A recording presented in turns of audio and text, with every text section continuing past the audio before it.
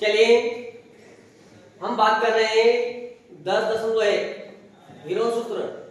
इसमें से एक प्रश्न अनिवार्य आएगा पूर्वी 4 नंबर का, यानी इसमें मात्र गिने चुने 5 क्वेश्चन है और बहुत ही इंपॉर्टेंट प्रश्न है, सारे बहुत सरल प्रश्न है, तो सब ध्यान देंगे। पहले ऑलरेडी मैं पढ़ा चुका हूं, लेकिन एक बार मैं आपको रिवाइज कर देता हूं। तो हमें यहाँ पर क्वेश्चन नंबर 4 दिया गया है, उसमें आपको कोई सी 2 भुजा दे रखी है और साथ में आपको दिया गया है परिमाप। क्या दिया गया है? परिमाप। यानी आपको तीनों भुजाएं नहीं दी गई हैं, तो सबसे पहले हम क्या करेंगे, तीनों भुजा ज्ञात करेंगे।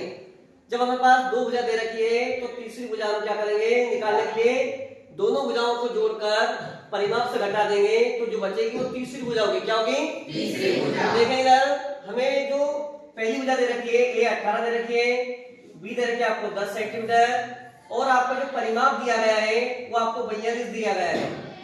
तो सी कैसे निकालते हैं, तो हम क्या करेंगे, परिमाप में से जो दोनों भुजाएं हैं इनको जोड़कर घटा देंगे। ठीक है, तो हमारा सी आएगा, वो आ गया 14 सेंटीमीटर। जब तीनों भुजाएं हमारे पास आ चुकी है तो आप त्रिभुज का क्षेत्रफल निकालना बड़ा आसान काम हो गया हमारा। तो सबसे पहला काम क्या होता है, अर्ध परिमाप, जिसे हम एस बोलते हैं। अर्ध परिमाप के लिए क्या करते हैं, हम तीनों भुजाओं को जोड़ लेते हैं। क्या करते हैं? तीनों भुजाओं को जोड़ लेते हैं और 2 का भाग लगाते हैं। लेकिन यहाँ पर हमें ऑलरेडी परिमाप दिया गया है, तो परिमाप दिया गया है तो हम तीनों भुजाओं को जोड़ने की जरूरत लगेगी क्या? नहीं, हम सीधे परिमाप में 2 का भाग लगा देंगे तो हमारा एस निकल कर आ जाएगा। उसके बाद हम क्रम से निकालेंगे s minus a, s minus b, s minus c. हमारे पास सब में एस क्या रखा है, 21, 21, 21, और माइनस करते जाएंगे, ए माइनस कर दिया, बी माइनस कर दिया, सी माइनस कर दिया, तो आपका S minus a, s minus B और एस माइनस सी निकल कर आ जाएगा। ये आने के बाद में हम इनको टुकड़ों में दर्ज करेंगे, टुकड़ों में सीखेंगे। पहले आप सी निकालना सीखे इस क्वेश्चन में, फिर आप s minus a, s minus b, s minus c इतना निकाल लिया। उसके बाद हमारा तीसरा पार्ट आ जाएगा हीरोन सूत्र से इसका क्षेत्रफल निकालना। अब आप लोग क्या भूल जाएंगे, इसे भूलने का सवाल नहीं उठता है। आपको क्या लिखना है, इनको तो आपको इसके अंदर लिखना है। समझ रहे, नहीं आ रही? ठीक है, फिर आप लोग क्या करेंगे, सूत्र लगाने के बाद में ये हमारा 1, 2, 3, 4 संख्या, ये चारों संख्याएं हम यहाँ पर गुणा में लिख देंगे।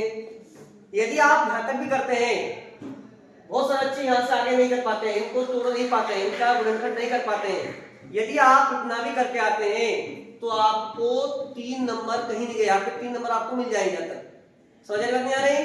आप इतना हल नहीं करते हैं तो भी आप 3 नंबर लेकर इसमें आ सकते हैं। मेरे हिसाब से बहुत ही सरल प्रश्न है और बहुत इंपॉर्टेंट प्रश्न है। समझ आएंगे? ठीक है, अब यहाँ क्या करेंगे, आप पूरा गुणा करने के बाद हम वर्गमूल निकाले, बहुत लंबी प्रोसेस हो जाएगी। हम क्या करें, कोई छोटे छोटे टुकड़ों में तोड़ देते हैं। जैसे 21 है, 21 में किसका भाग जा सकता है?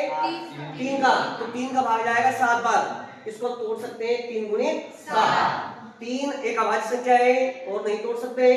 11 एक अभाज्य संख्या है और नहीं तोड़ सकते। 7 एक अभाज्य संख्या है, जो अभाज्य संख्या है उसको हम और नहीं तोड़ सकते हैं। अब हम क्या करेंगे, इनको पास पास लिख लेंगे जोड़ा बनाने के लिए।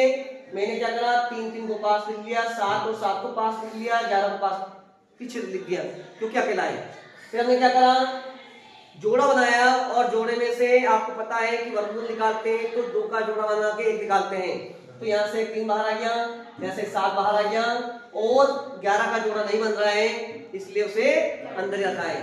यानी यहाँ पर शर्त ये है कि आपको 2 का जोड़ा होना चाहिए।